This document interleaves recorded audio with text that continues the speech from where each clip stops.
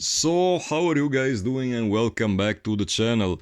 Another 4 records are leaving my collection, so time to take a quick look at them before putting them in the mail and shipping them to the next owner. First one inside is the 4th full-length Marduk album, Heaven Shall Burn When We Are Gathered, obvious Bathory reference in the title. This was released back in 1996 on Osmos Productions. This is, of course, the very first pressing, as usual. You know that I'm only like 99% of my vinyl is like first pressing. Gatefold release limitation, I think it was like 1,500 copies back then. I remember acquiring this record originally on CD, then buying it on vinyl as well, like a couple of weeks later. To be honest with you, this is not my favorite Marduk released by any stretch of the imagination. It's like when they replaced, the previous singer with Legion, I think that somehow something got lost in the process. Like the songwriting changed, like they introduced this kind of like full speed ahead blast beats, which I've never been, like the biggest fan of. But I mean, it was what it was.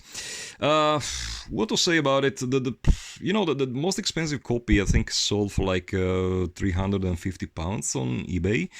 And I get something, an offer quite close, even perhaps higher than that, to that amount of money. So it's like once again, this is a record that I bought for literally like, I don't know, average, normal vinyl price. And in hindsight, once again, really great investment.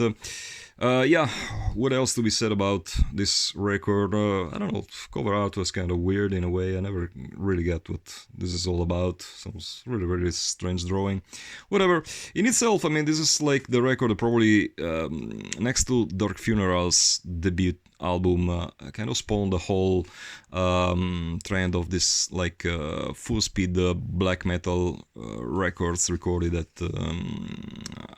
Abyss Studios by Peter Totgren, who back then used to be like the most well-known producer around, just like Scar Burns had been like the main go-to guy back in the early 90s. In the mid-90s it was Peter Totgren from Hypocrisy, who was like the most famous producer.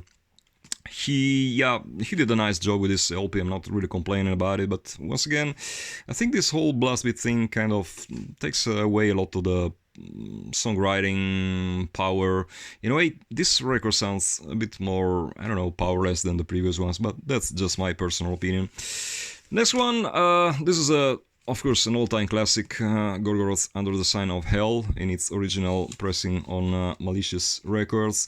This was signed by, if memory serves me well, Tormentor and Galth. Even if he didn't, sing on this record, somehow he laid his signature on it. This is a very simplistic type of vinyl release. There is no lyrics, shit, nothing, but you probably know that Gorgoroth are, known for being this kind of band that really doesn't include any kind of, like special inserts, whatever, inside the records. This is just the first pressing, 500 copies, if memory serves me well.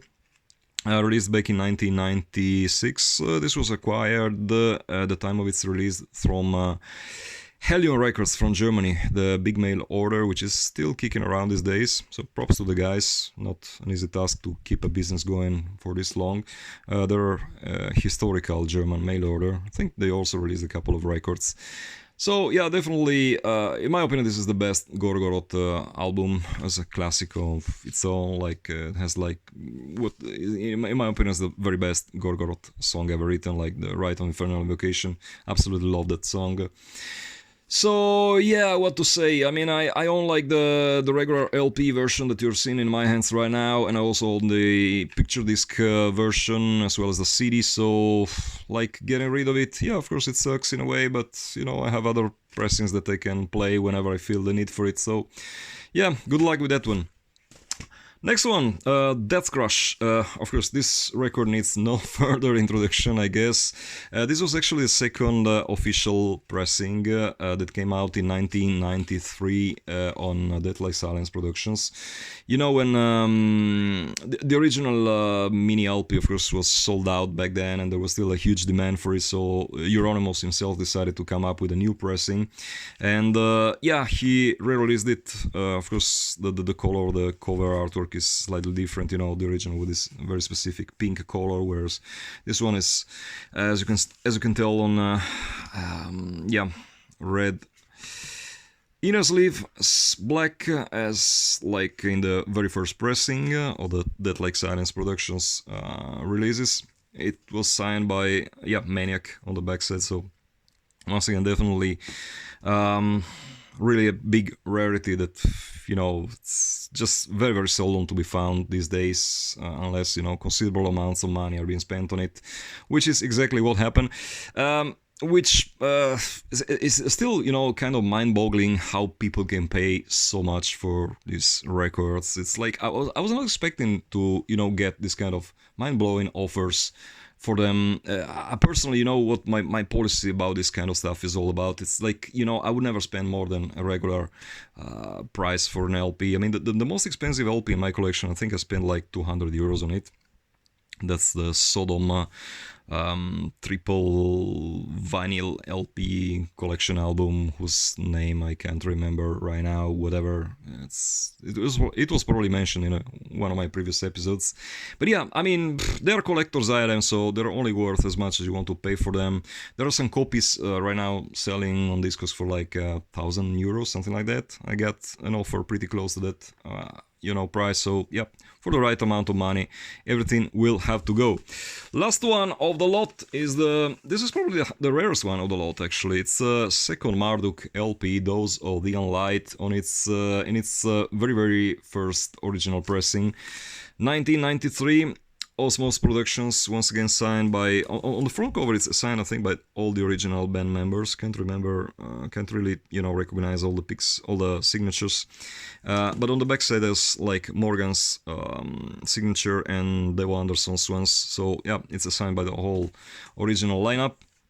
What is interesting to notice about this LP is that it has a very, you know, annoying pricing flow. Like a couple of songs on this LP just can't be played. There's like some, you know, bad noises which make the whole thing just plain unplayable. But that's what makes it so worthwhile, because I think that only 300 copies of this LP are still around. I remember like Hervé, the guy behind Osmos, once mentioning that they had pressed like an initial amount of 500 copies, and only a handful of them was sold. When they realized that there was like a pressing mistake, they of course decided to trash all the remaining copies, so only a handful of them survived. This is a very, very good copy.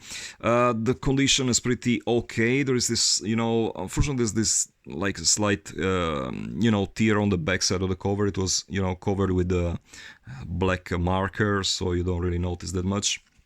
Doesn't have any lyrics insert, that's just the way it was released back then. So yeah, I mean, this is definitely the rarest one of the lot, so consider this like, yeah, 300 copies around. There are, I think the most expensive copy sold for like for as much as 700 euros, something like that, which is insane once again. So definitely, if you're a Marduk fan, then there's something that this is an LP that you really want to have in your collection. I think that I remember buying this one at the time of its release with, I think it was, I ordered it next to the second Mystifier LP, Goetia, if memory serves me well. That was like 3 decades ago. So yeah, definitely, once again, another top-notch rarity live in my collection.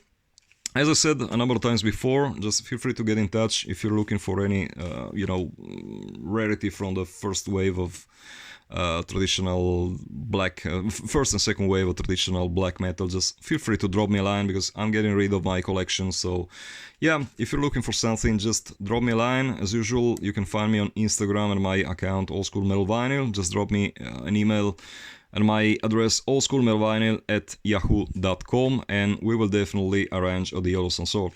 So till the next time, hope you enjoy this one. That does it for this time. Keep it loud and heavy.